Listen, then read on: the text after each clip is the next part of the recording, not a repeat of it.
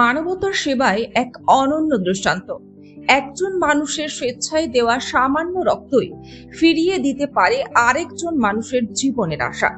এই মানবিক বার্তাকে সামনে রেখে মা সুবলা কোল্ড স্টোরেজের উদ্যোগে অনুষ্ঠিত হলো এক মহতী স্বেচ্ছায় রক্তদান শিবির।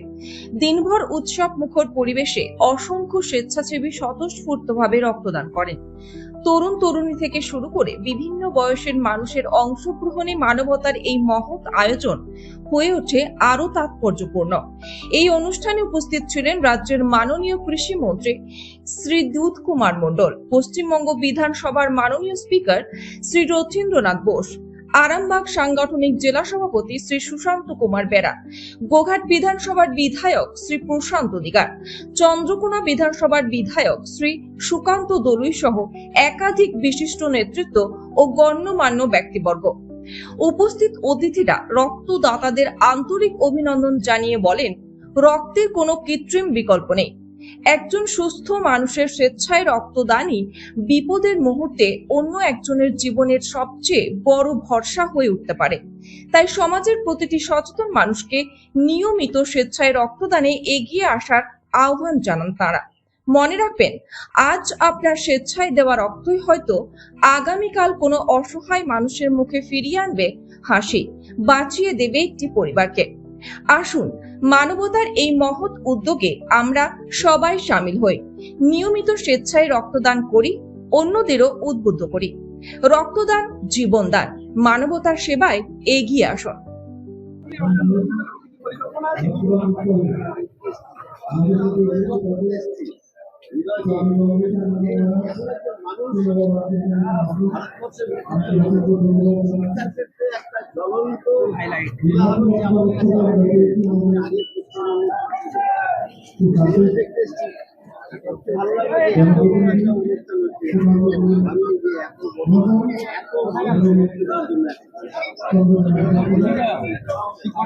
যে ঘাটাল যেখানে বিদ্যাসাগরের জন্মস্থান জন্মভিটে সেই ঘাটাল বন্যার সময় এই বর্ষা সংকট শিরোনামে উঠে আসে, রাজ্য আইন দিয়ে তোলপাড় হয়।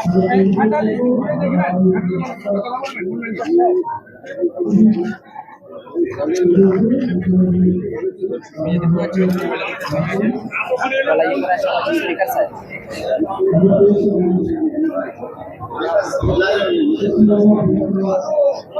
কেমন লাগলো আজ?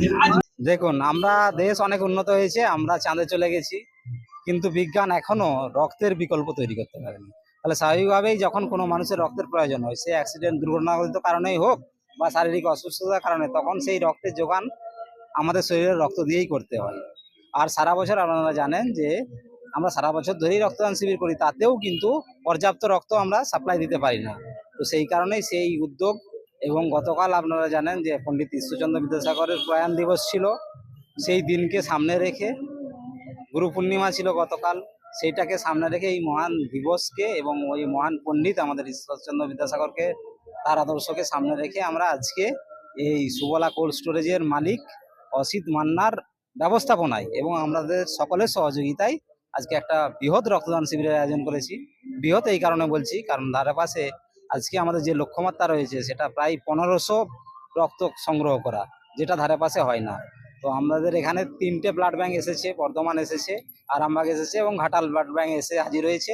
এবং আপনারা দেখতে পাচ্ছেন যে রক্তদাতাদের কি উৎসাহ, তারা লাইন দিয়ে রক্তদান করছে। তো আমরা আশা করছি যে এই লক্ষ্যমাত্রা আমরা পূরণ করে নেব। এবং এই রক্ত শুধু রক্ত দান করে বা আমরা রক্তদানের আয়োজন করেই আমরা ক্ষান্ত থাকবো না, কারণ বিগত দিনে আপনারা দেখেছেন যে রক্ত বিক্রির একটা ঘটনা সামনে এসেছে। তো সেই বিষয়টা থেকে এই রক্ত যাতে করে প্রপারলি ইউটিলাইজ হয় এবং মানুষের হাত পর্যন্ত পৌঁছায়, প্রয়োজনীয় যাদের প্রয়োজন তাদের হাত পর্যন্ত পৌঁছায়, তার দিকেও আমাদের সরকার নজর রাখবে। এটুকু বলার। সাধারণ মানুষকে একটাই বার্তা, যে মানুষের পাশে থাকতে গেলে, মানুষের সেবা করতে গেলে তার থেকে উত্তম উপায় আর কিছু নেই, এই রক্তদানের থেকে উত্তম উপায় আর কিছু নেই। কারণ এই রক্তদান করলে আমাদের শরীরও সুস্থ থাকে, ক্ষতি হয় না। যে রক্তদান আমরা দান করি কয়েকদিনের মধ্যে সেটা পূরণ হয়ে যায়, তো শরীরের যে রক্ত উৎপাদন সেটা অব্যাহত থাকে। তো সেই কারণেই আমি যুব সমাজ সহ যেই সমস্ত বয়সের মানুষ রক্তদান করতে পারে তাদের কাছে আগ্রহ করব যে আপনারা আসুন, যে কোনো অনুষ্ঠানে এখানে করতে হবে তা নাই, আমাদের সারা বছর ধরেই বিভিন্ন স্বেচ্ছাসেবী সংগঠন থেকে রাজনৈতিক দল থেকে শুরু করে বিভিন্ন প্রতিষ্ঠানও রক্তদানের আয়োজন করে। তো সেই রক্তদান শিবিরে এসে আপনারা রক্তদান করুন। মানুষের একটা আবেগও আছে, আর আমাদের অসিতা যিনি মাসুকোলা পরিসরের ওনার একটা অত্যন্ত আন্তরিকতার জায়গা আছে, এটাতে উনি শুধু এই রক্তদান শিবির করেই ক্ষান্ত থাকেননি, বিভিন্ন সময় সমাজের বিভিন্ন লোককে বিভিন্নভাবে উনি পাশে দাঁড়ান। যে কোনো পরিস্থিতিতে ওনার দ্বারস্থ হলে উনি কিন্তু তার পাশে দাঁড়ান, এটা হচ্ছে ওনার সব থেকে বড় একটা বৈশিষ্ট্য। সর্বোপরি উনি মানুষের কাজ করেন, মানুষের চিন্তা করেন। একজন ব্যবসায়ী হিসেবে আমরা জানি যে আমাদের একজন বিশিষ্ট ভারতবর্ষের ব্যবসায়ী ছিলেন, শিল্পপতি ছিলেন মাননীয় রতন টাটাজি।